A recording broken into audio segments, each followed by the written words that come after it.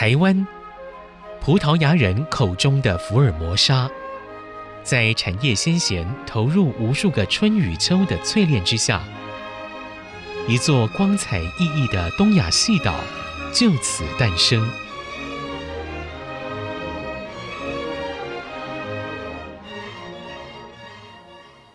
新竹科学园区作为台湾半导体跟电子业的重要根据地，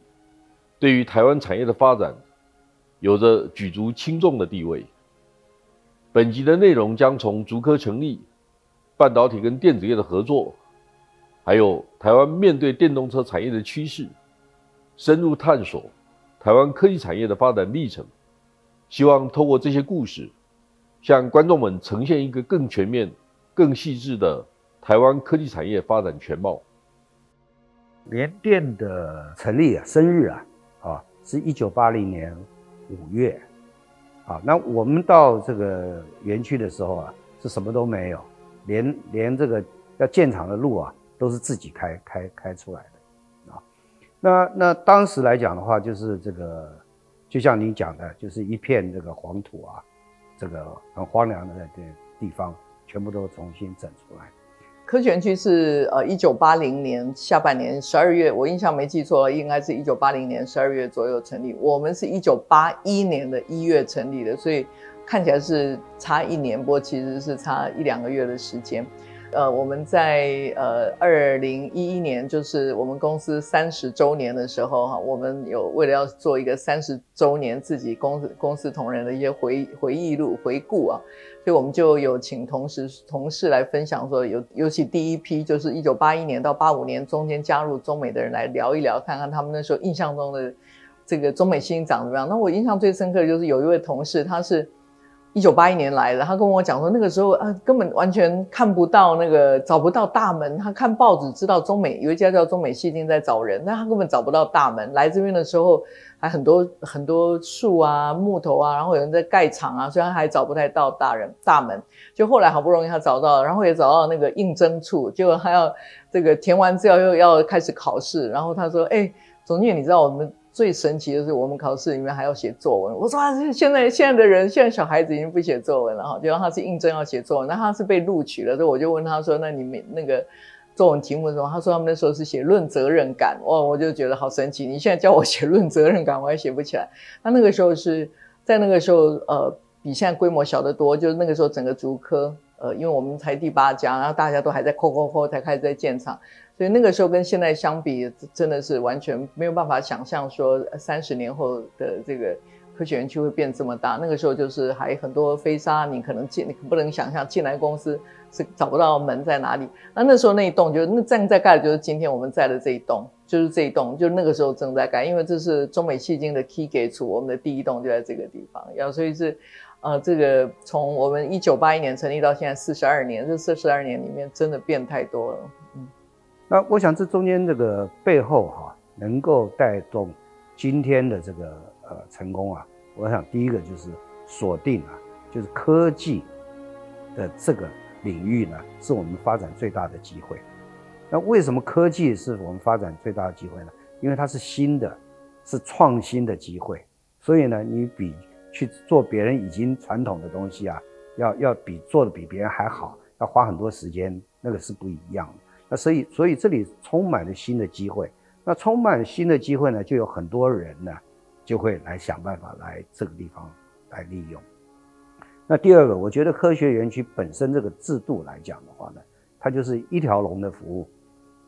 就是你厂商进来，你只要专注你的技术、你的产品跟客户，其他的周边的一些水电这个行政措施啦、海关这些东西呢，它就尽量提供你，非常服务导向，解决你的这些问题。而且我也发现呢，就是政府原来的这个很多的制度不适合这种新的、快速又需要掌握时效的他们也经过一段时间呢，也愿意去配合改变。那中美细晶它大概解释跟很多竹科的公司很像，是很多从美国矽谷回来的科学家啦，还有很多这个台湾的工程师们，然后联合来成立的公司。那科学园区的存在啊，跟成立一个科学园区，帮助了这一些从可能是在美国留学，然后或者在台湾念到很好的学校，念的是材料，念的是半导体，这一些人他要成立一家新公司的时候，不用再去买一块地盖一个厂啊什么，因为科学园区它是全部就是你是用租厂房，你不用买土地的，到今天策略上都一样。那当然随着时间的演变，科学园区对于高科技的公司提供非常多的帮助啊，包括你进驻之后，然后电能够被保护到，比方说我们在几十年前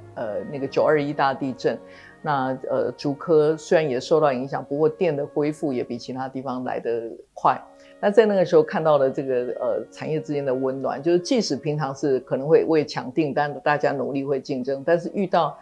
状况的时候，其实大家都没有嫌弃，就互相会问，我有哪一个 parts 是损害，你有存货吗？有存货，那我先跟你调一下，那我已经订了，我下礼拜来我就还给你，就做很多的支援。这个看到了竹科的价值跟文化，我觉得大家从硬体的来看到竹科，就是尤其像半导体还有很多科技产业被国际都很肯定，其实它背后的软实力是在于这个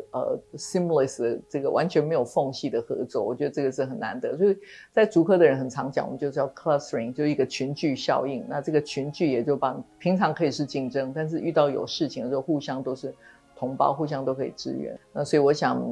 竹科的存在让台湾的它是一个好的摇篮，让很多公司在这个地方，它可以比你去找另外一个地方，你要从租地建厂房，然后找这个废水处理啊，要盖这个无尘室啊，当然你还是要盖，不过那个有很多行政困难都被这个园区管理局做了很好的帮助，所以我想它是一个很大的推手，帮助台湾的高科技产业能够加速，能够上来。除了它是解决很多问题，让高科技产业能进来之外，我想科学园区提供一个最大的帮助就是群聚效应，它让所有的科学就是相关联的整个供应这个整个 supply chain 的上中下游都在同一个区域。那这个 clustering 就这个群聚效应，它对尤其科技产业来讲非常需要，因为我跟我的客人要沟通，我材料要做什么变更，我们可能就开个车过来15分钟，工程师面对面讲一讲就可以准备下一个 sample， 手焊一焊就可以做下一个测试，所以这些加快了整个的成长。所以我想它提供了一个是方便性，一个是群聚性，那这两个好处就是形塑了整个台湾科技业的这个现在后面快速成长的几十年。早期我们的 IC 设计还拿到日本的做代工啊，那后来当然就是透过像联华那一个台积电，或者联电也变成有代工这样开始。那后来呢，因为我们发现个人电脑要发展市场，在成长的过程里面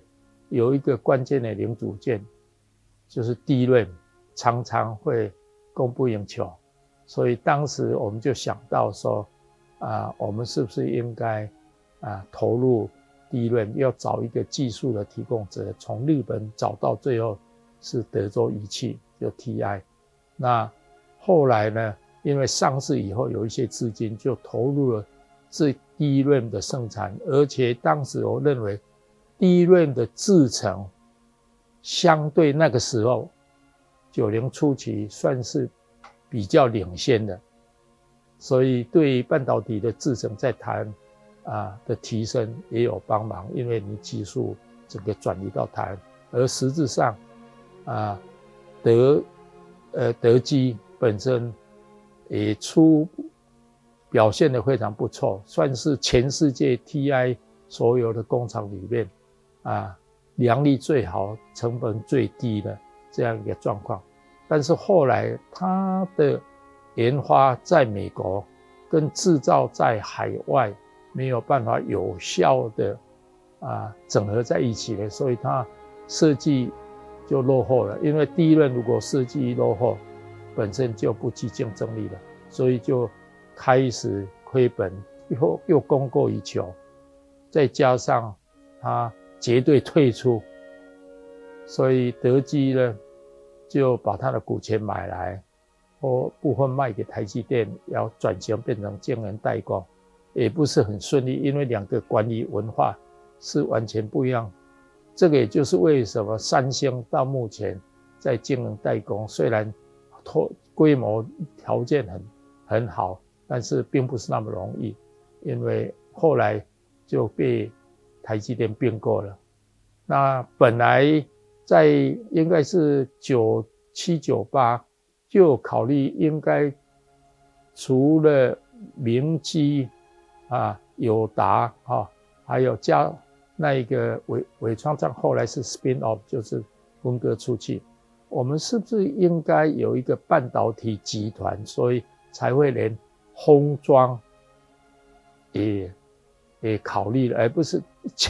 台封是测试，所以等于有一个半导体集团。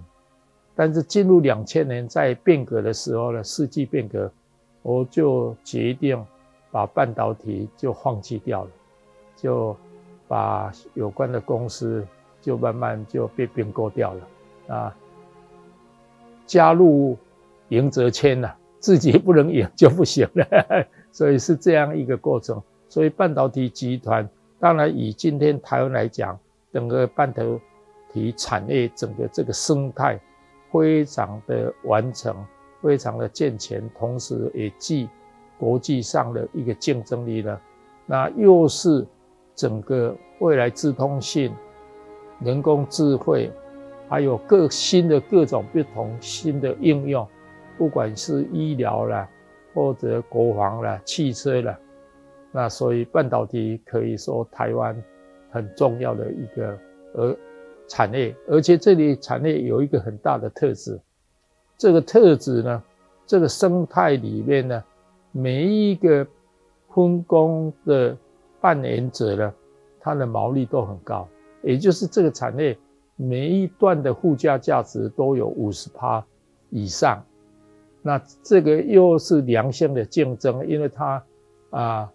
有很多像 IC 设计有各种不同的应用，那设计不同，那都有适当很好的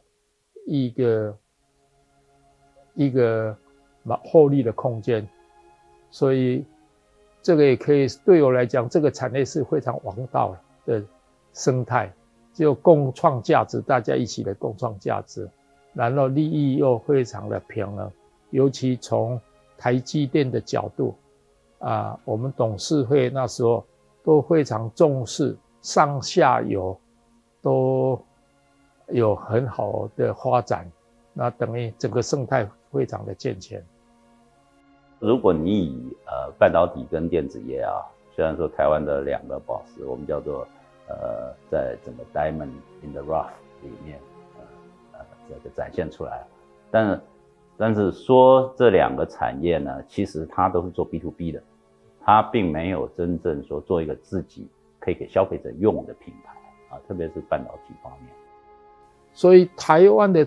经济实际上是以 B2B 为主，但是我在看未来了，我们要更高，再进一步提高附加价值的话，也就是我们的研发要以 B2B to C， 它的生意模式 B2B， 但是它的创新呢是跟 to C 以用户为中心的设计变成很重要。在真正 to C 的这个市场里，大家看到国外的一些品牌，那整个的效益呢是比较宏观的，它能够真正接触到市场，然后在不同的消费者领域达到那个目标。那么台湾过去所做的半导体跟电子，是为了消费者电子，包括手机啦、电脑啦，还有一些电子设备，这个整个的这个进程呢，到这几年来，应该说我们是可以把这两个优势电子跟半导体呢结合到汽车方面。但是我们不要把它说我们做车子，我们可以把它想成是我们要在这个4个轮子上面造一部这个电脑或者是手机，这样子的话我们可能会更容易。那怎么去让这两个产业呢它的优势互补，也主要就是说在整个自动化跟将来 AI 的进程里面，都能够更快的达到你设计 design house 的半导体加上 Foundry 啊，包括 TSMC 啊、UMC 啊这些。那么在这个电子方面呢，不管电子五哥也好，电子七雄也好，反正你怎么叫都没关系。但是它已经形成一个部落，但是他们呢互相都没有机会更深入的沟通。那 MH 在一个平台的角色，它能够扮演一个 ecosystem， 就是一个生态系统。这个生态系统，大家都可以讲生态了，但其实讲穿了就是说，我怎么把你这个对用户的服务做到最好、最极致，让我们所谓的functional， 也就是在整个的这个规格化的这个进程里面，移动到客户端，让客户端能够更感受到这个事情。那以前呢，很多的技术单位都是把东西做好、规格化以后，然后你使用吧。但 MH 是在做一个 go to market 的一个 umbrella， 也就是说，我有不同的市场，这些市场呢，它的感受是我要让新一世代的这个年轻人或者新的这个消费者更好的使用这么智能的、聪明的这个设备，然后让客户体验做到极致。这些端端需要一个组织来做，那 MH 就义不容辞要做这个事。那怎么把半导体跟电子业，比如说我设计了一个好的这个软体，这个软体呢需要这个电子的 PCB 板，把这个 PCB 板接受这个软体来做运算、做操作，然后呢需要这样子的 SoC 半导体。那 MI 就是从最终的 end game 来看这个事情。我如果要达到这样子的一个自动驾驶，或者是一个这个防毒软体，或者说我要做成一个能够跟 5G 跟云端沟通的这个 IoT， 这个软件这个客户的这个需求可以得到满足，推到电子，推到半导体，把这一串全部串起来。所以我们在做这个事。台湾的这个优势就是说，我们有很好的infrastructure， 包括在制程方面，包括在过去这么40年来，在整个环境跟政府跟这个市场上面的诱导，让它能够很健康的培养出最好的这一些人才，包括台湾在大家知道在大专院校的这个储备，特别很多的这个人才也都从海外有学习回来，甚至进入国际社会的一部分。那这个是台湾的一个很大的优势，但是台湾现在看起来最大的挑战还是不是自己可以成为世界供应链的一份子。目前看起来渐渐的所谓因为有很多 political 政治上的问题，他要 de-risk， 所以他把这个危险的因素呢要去除，就是他要更多的区域性的这个供应链，造成供应链的分裂。所以这个是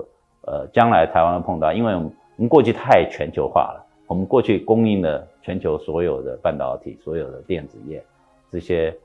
零部件，但将来是不是能够在区域化的时候，你可以到各个地区去复制，这个我觉得是一个我们会碰到的一个挑战。如果你今天看到特斯拉的市场，它因为是异军突起嘛，所以在特斯拉的那个 B2C 的这个所谓消费者市场里面，特斯拉降价，大家跟着降价，那一窝蜂的就是准备跟着特斯拉对决，但我倒不认为台湾需要去做这样子一个动作，因为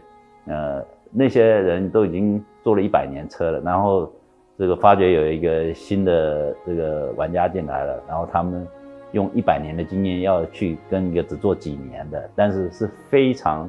非常的不一样的，特别是软体定义的一个企业来竞争。因为特斯拉自从他把 Tesla 那个 motor 拿掉，他不是汽车公司了，他是一个科技公司。现在他说他是能源公司，那你怎么去用汽车公司的想法去跟能源公司或者是科技公司竞争的，那是完全风马牛不相及。所以我觉得我们应该是想说，是不是我们能够把真正的最棒的部分，就是去把它打开，把这个 Pandora Box 打开，让人家觉得你像一个安卓，然后所有的年轻的、好的、很棒的这些公司呢，科技公司也好，新创公司也好，它能够跳上来帮我们开发新的这个 solution。这个 solution 呢，是真正是跟用户绑在一块的。这个用户绑在一块的这些，它呢能够创造一些创新之外，它还有 recurring 的 revenue， 它是可以不停的迭代，不停的让你的这些解决方案呢，在市场上赚取一定的利润。这些东西呢，我觉得台湾有机会，因为我们现在处在一个地缘政治的一个节点，这个节点呢，可以让我们同时跟中国大陆，也可以跟中国大陆以外的这些所谓在西方世界里面做连接。那这样子的一个开放平台，吸引更多的人来上面做这个开发，然后另外同时可以运用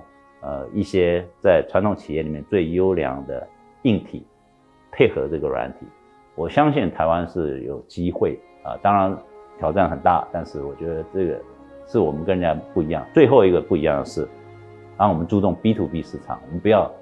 只注重 B to C， 所以我们会 B to B to C， 也就是说，如果你今天我做的是白牌的，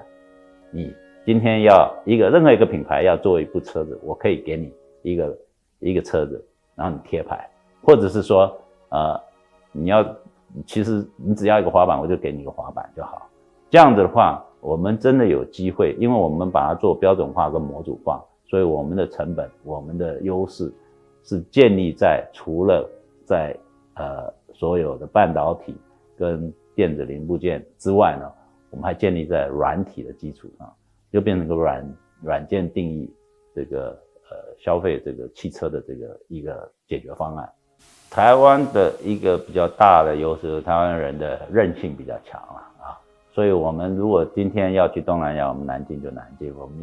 我們要西進就西進，我們如果真的要跟日韓結合，我們就跟日韓結合，因為畢竟台灣的國際的接軌的這個能力也是蠻強的。那另外一個就是說，在文化上面呢，新一代的世代是真的看的世面比較多了，所以我們可以在這裡做 POC 的能力比較大，雖然小，但是呢做 proof of concept 比較容易。你要在一個大市場做 proof of concept 還真挺不容易，因為它有 diversity。比如說你今天要在這個美國那麼大一個市場做一個 POC， 他會問你說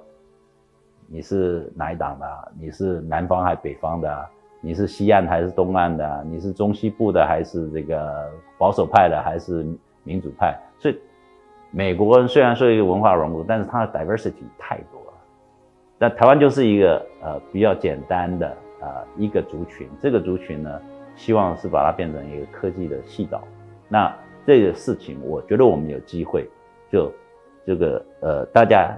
核心齊力，把這個 POC 做好，做好以後，我們在別的地方複製。這個複製會很快，因為現在的科技跟 AI， 如果你把 concept 做好，這個 concept 做了比如說我們今天要做 smart city， 我們可以在台灣做一個很簡單的 smart city， 包括長照中心，包括 medical center， 包括這個 logistic 包括甚至 campus， 還有所有 fleet 所需要的東西，把它做好以後，我們今天要去日本，要去美國，要去歐洲，或是甚至要去一些跟我們台灣 right size 的國家複製，我們會很簡單。台灣半導體跟電子產業經歷了數十年的歷程，從最初懵懵懂懂，蛻變到現在的領先地位，我們有着一段不為人知的奮鬥跟付出的過程。透過這一集紀錄片的分享，我們看到了台灣產業界冒險精神、不斷學習的姿態，以及願意承擔風險、迎接挑戰的勇氣。我們相信台灣半導體跟電子產業在未來當中仍将扮演重要的角色，带动台湾持续成长，提供青年就业机会，并为世界创造更美好的未来想象。